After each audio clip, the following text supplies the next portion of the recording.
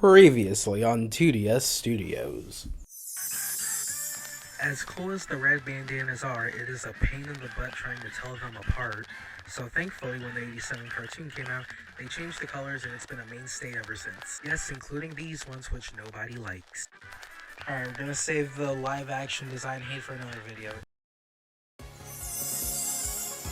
With TMNT being one of the most iconic 80s franchises of all time, it's pretty obvious that it would eventually dive into movies at one point or another, with the 1990 trilogy and the Michael Bay movies of the 2010s. These two different sets of films have many different features that separate them, but one of the biggest things is the designs of the turtles. One of the hardest things about adapting an animated franchise into live action is how to make the animated characters work in a live action setting. Now, some are able to go through this with zero problem, but unfortunately, Ninja Turtles isn't one of them. And that's why I want to talk about how the Ninja Turtles designs in the live action movies went from a very impressive high to a very depressing low. So, my beautiful audience, sit back, grab a slice, and let's talk about how the Ninja Turtles designs went from peak to trash in live action. Well, no better place to start than the beginning. 1990 marked the release of the Ninja Turtles' first cinematic adventure, and I gotta say, this first movie is a certified banger, and if you are a Ninja Turtles fan that hasn't seen this movie, what are you doing with your life? Come on, bro. These Ninja Turtles designs are an absolute masterclass in practical effects, with them being animatronic suits created by the Jim Henson Company. You can tell that the Jim Henson Company really did their best to make the Ninja Turtles work in live action, from the attention to detail in the suits in the first movie and the second one. So much quality and effort went into them, and they, to this day, they still look amazing. Although there is one small problem that you can see in this one scene of the movie.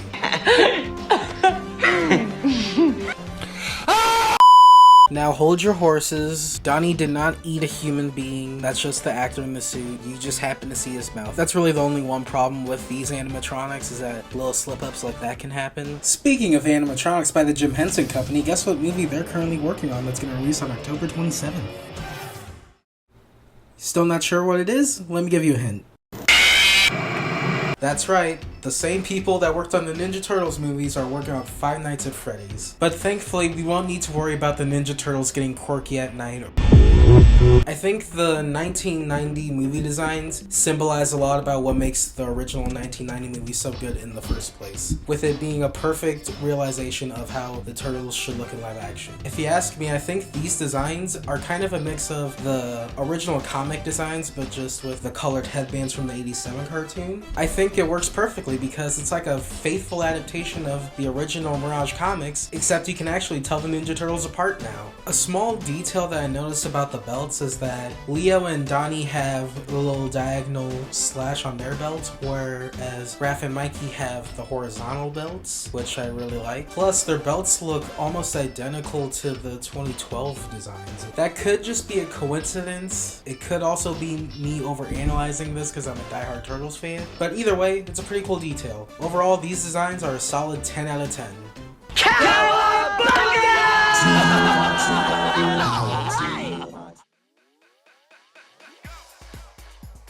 Secret of the Ooze, another victim of 90s censorship.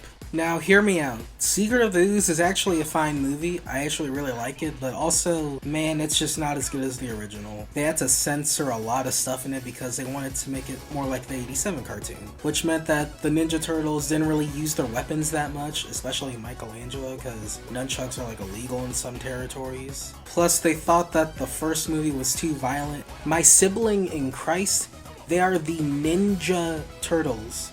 Do you know what ninjas do? How you gonna get mad at crime fighters fighting crime? Like, is that not what their job is? That's like getting mad at police for arresting people. Although granted, there are some cases where that's valid, but let's not worry about that right now. This is America. When a superhero team is called the Teenage Mutant Ninja Turtles, I think you should know what you're signing up for. Just let the ninjas do ninjutsu. They also didn't want to have the turtles saying swear words. Ninja kick the damn rabbit! Because that's a no-no for the kiddies. Okay, now that pet peeve's out of the way, let's talk about the actual designs. And you know what? The designs still look good, but it is definitely a slight downgrade from the original movie. When you compare the designs in the second movie to the ones in the first movie, you can tell by the faces that there are some slight differences. With Leonardo, Raphael, and Michelangelo, the faces are relatively unscathed, but something about Donatello's face feels a lot different. Donnie always had an expression in the first movie where it looked like he was always kind of pondering about something. Whereas in the first one, he just looks kind of regular. It's not a bad change. Like, I think he still looks good in this movie, but his differences stick out like a sore thumb. Like, it's weird how in Ninja Turtles 2, all the other turtles are pretty much the same, yet Donnie feels completely different. Not in terms of character, more just like, one, the way he looks, but also the voice actor change. Know where you live, you know? He's right. What? One thing I forgot to mention about the first movie is that all the turtles have little spots on their skin, and I think that's a really nice touch and it makes them feel alive. With the first movie's turtles designs, the spots are a lot more subtle compared to the second one where it's a lot more obvious. But the spots are still like made in a way where it's not like to the point where it looks like they have chicken pox. Another thing I forgot to mention were the fight scenes. The animatronic suits work amazing in the fight scenes. In the first one, it really helps make you feel like the turtles are really there because like they were really there and like really fighting, as opposed to just CG, although those movies did come out in a time before CG was really like that good. It made the fight scenes feel really authentic to see these real, like, walking, talking, kung fu, ninjutsu fighting turtles. In the second one, like, it's still good. The fight choreography in both movies is still really good, but with the second one, because they had to censor it and not have the turtles use their weapons as much, it really dampens the impact of the fight scenes. That and also the cartoony sound effects thrown around sometimes. Again, they were trying to make it more like the 87 cartoon with it being more lighthearted and fun, which isn't in of itself a bad thing, but the way they had to do it definitely hurts the movie, especially compared to the first one. Jim Henson's Creatures Shop were still in charge of the animatronics in this film, which is good. Unfortunately, Jim Henson himself passed away during the production of the movie, so this film was dedicated to him. We love you, Jim Henson. Thank you for creating such bodacious childhoods.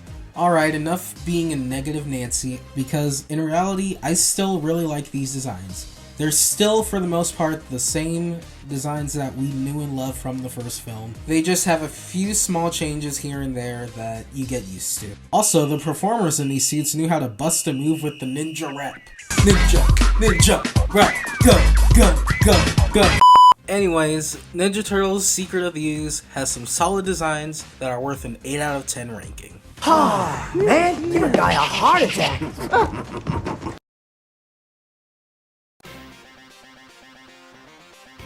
Ninja Turtles 3, we're getting this over with as soon as possible. End the pain, please! The designs are ugly and this movie sucks. The end. Okay, fine, I'll go more in depth. So, what caused these designs to look so atrocious? The reason why these animatronics look so different from the first two movies is because they were not made by the Jim Henson Company this time.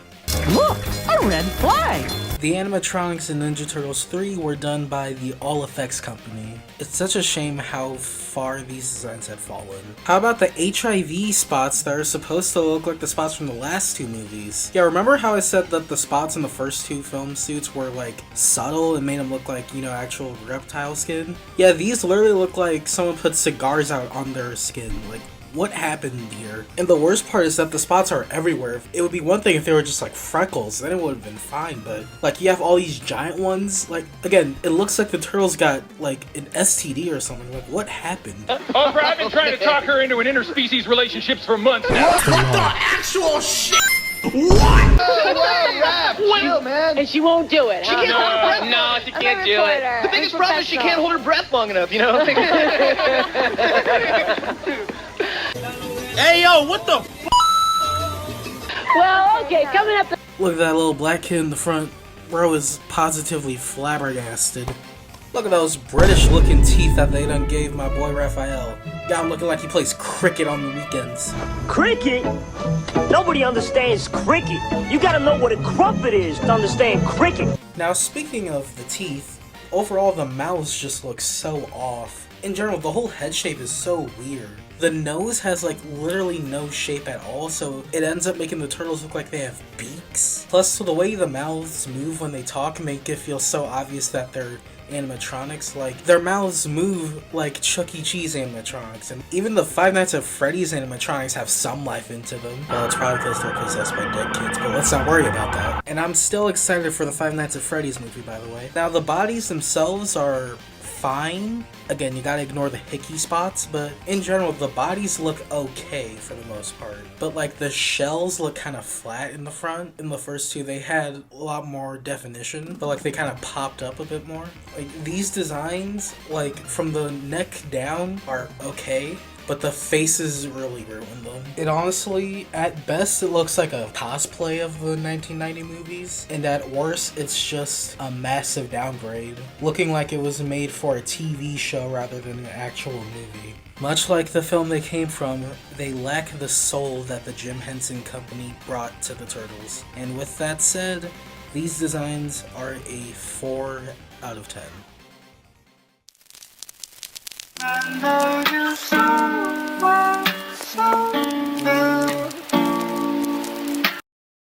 And that's it for today's video. Ninja Turtles 3 definitely had a bad taste in my mouth, but on the bright side, the first two movies are still pretty good. Hopefully the future films are just as good.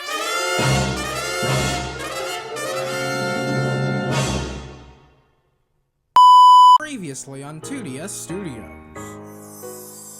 And that's it for today's video. Ninja Turtles 3 definitely had a bad taste in my mouth, but on the bright side, the first two movies are still pretty good. Hopefully the future films are just as good.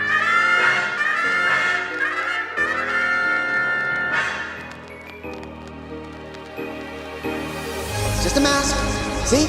Don't freak out. It's like if the annoying orange was an annoying avocado. Or if Slippy Frog got Botox injections and then got herpes. Or if the Finding Nemo turtle got jaundice. Or if that troll from Lord of the Rings joined a street gang.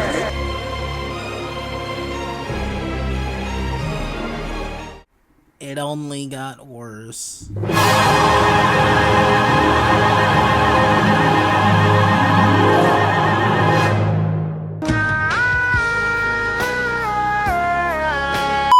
As mentioned in part 1, we went from the original Jim Henson puppetry to more CGI as seen in the Michael Bay films. But just in between those two different eras, there was one more attempt at live-action Ninja Turtles. Now, was it a good series?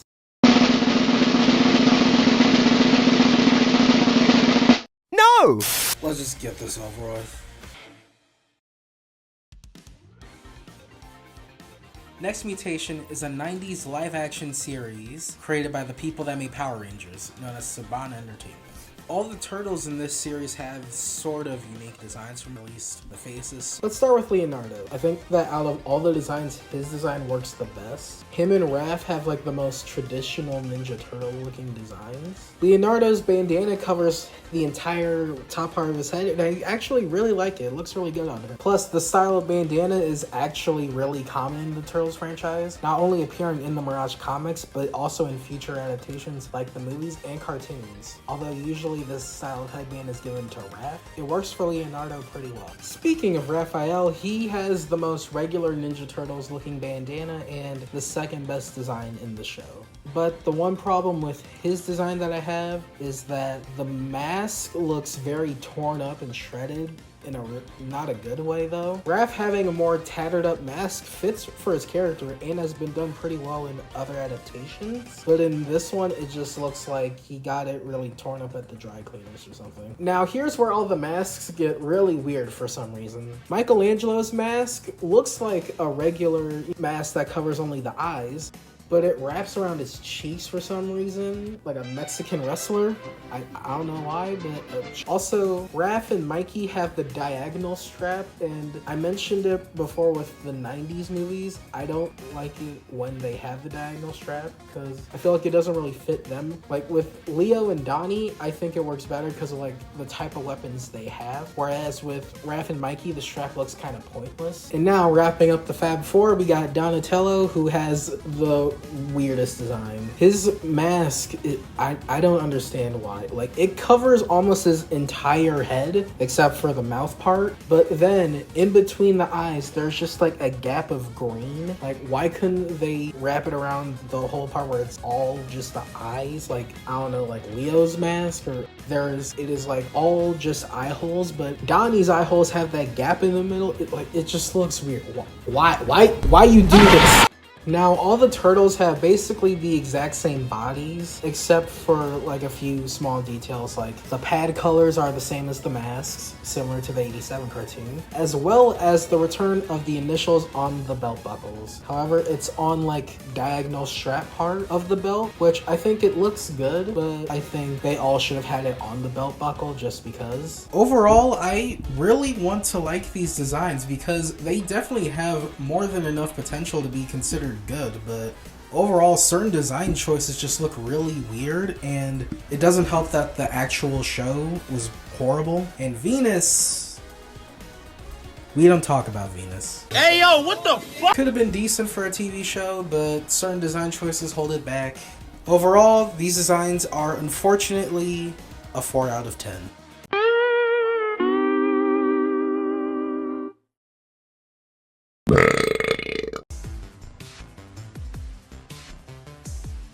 Michael Bay movie designs are not the best. Actually, they are some of the worst designs when it comes to Ninja Turtles, in my opinion. But before I completely assimilate these designs, I want to highlight some of the things I actually do like, because they do have some redeeming qualities to them. One, the CG itself obviously looks pretty good, and I think that the use of motion capture for future Ninja Turtles in live action, it has a lot of potential. Like, I could see them working really well in a future version. They just need better designs. Another thing that I like about these designs is how all the turtles have different accessories that kind of channel a little bit of their personality. But this causes two problems. One, there's way too many accessories on the turtles, making them feel over-designed and cluttered. And two, the designs stray way too far from the original source materials. It looks like if Shrek got his ears ripped off and then wore a bandana. In part 1, I stated how the hardest thing about bringing an animated character into live action is trying to redesign them in a way that can fit a live action setting. And I think that a big reason why the 1990 movie looks better than these is because not only was it true to the source material, it still looked realistic enough to like buy the illusion that, yeah, the Ninja Turtles are real. And it's not even just because of practical effects either, it's just that the designs actually looked like the Ninja Turtles as opposed to these things. These are not Ninja Turtles. These are 4 genetically cloned Hulks with turtle shells attached to them. Overall problems that they all have is, 1, the faces. The face shape looks so flat. The problem with the faces is that they look way too humanoid, and it just kind of lands in the uncanny valley. Like, especially with like the mouths and the nostrils, and the way the masks sit on the face, it looks so flat because the nose has literally 0 definition. Like, their heads just look like grapes with faces. It's like if the annoying orange was an annoying avocado. Or if Slippy Frog got Botox injections and then got herpes. Or if the Finding Nemo turtle got jaundice. Or if that troll from Lord of the Rings joined a street gang. Couldn't have said it better myself. Leonardo. Why does he have a xylophone on his chest? It's supposed to be like some Japanese chest armor, I guess, but every time I look at it, it just looks like a xylophone to me. Like, I expect him to like get the little stick thingies and play the iPhone marimba phone call. Leonardo also has like some gear that's kind of like Japanese samurai-esque wear. And I actually like those additions. They fit Leo's character pretty well, but a big thing is that it's like just too much stuff on them. Oh yeah, that leads me to another problem with all of the designs, is that they're just way too like cluttered and busy. They're just covered in random garbage clothes that they probably got from the sewers. Which again, that's a design aspect I think could work really well in another adaptation. These have all the ingredients to make great designs for the turtles, but the way they did it was like the worst possible way. Raphael is the one that looks most like the Incredible Hulk, minus the incredible part. It makes sense for him to be the biggest, you know, because Raphael, he's the strong one, but also he should not be this big. I'm pretty sure he found steroid needles in the sewers apparently. And he has like this weird barbarian loincloth, because I don't know. And he wears some cool sunglasses so he can do a CSI Miami closing line. Cowabunga.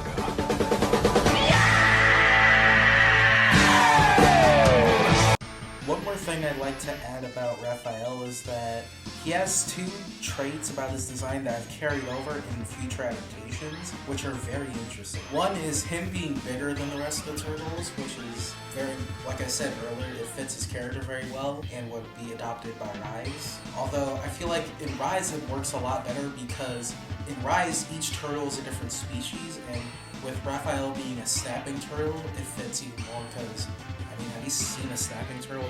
Those things are huge. Damn, boy, he's thick! And also the full head bandana makes a comeback with this design. Like, this was the first time that it came back in the 2010 decade, and it's been very consistent with future Raph designs. And to be honest, I'm okay with that because he knows how to work it.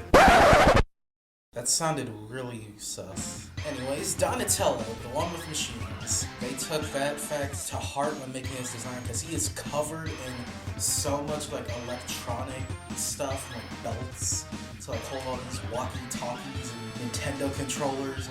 Like there's literally like a Ghostbusters proton pack taped onto it. Like why?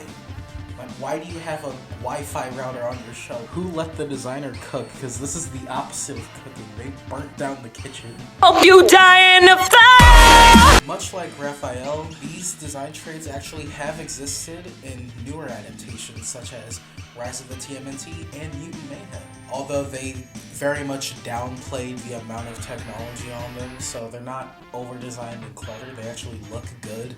With Mutant Mayhem, Donnie wears some headphones and has a fanny pack over his belt.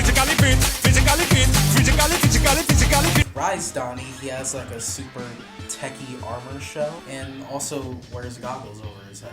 Although with Rise Donnie, it makes more sense for him to have armor on his shell because he's a soft shell turtle, so that shell is like, you know, to protect him. It actually makes sense unlike the freaking proton pack on movie Donnie.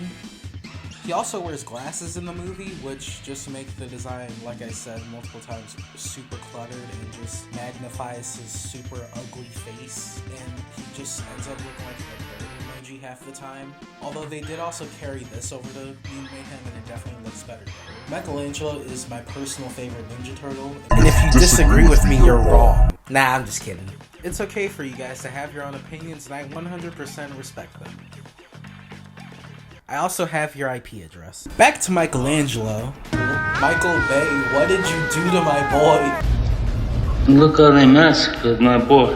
That scene where he takes off his mask, that was memed so much back in 2014. I'm just like, what did you do to him? It's like, not only is Mikey just as ugly as the rest of his brothers, he's arguably the most ugly. He looks like the most human, and in the movie, he kind of flirts with April a bit, which is already creepy as is with bestiality. But also, Mikey's face, along with it, and the lines that they give him. Oh, she's so hot I can feel my shell tightening.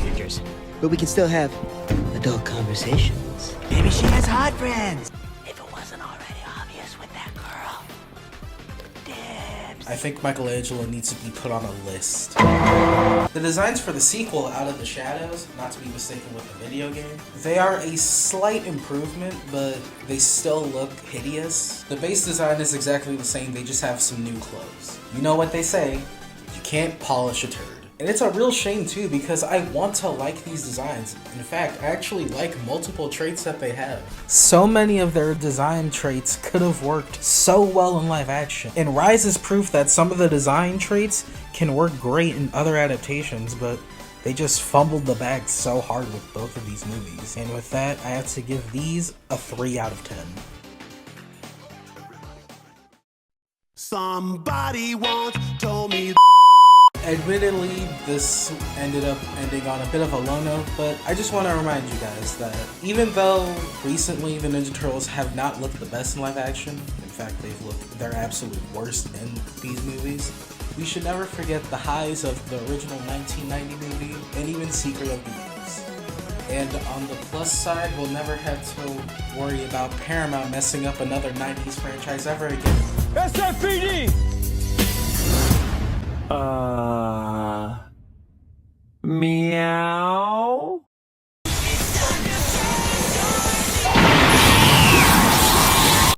That is a story for another day. This has been 2DS Studios, and until next time, stay tuned and stay cool.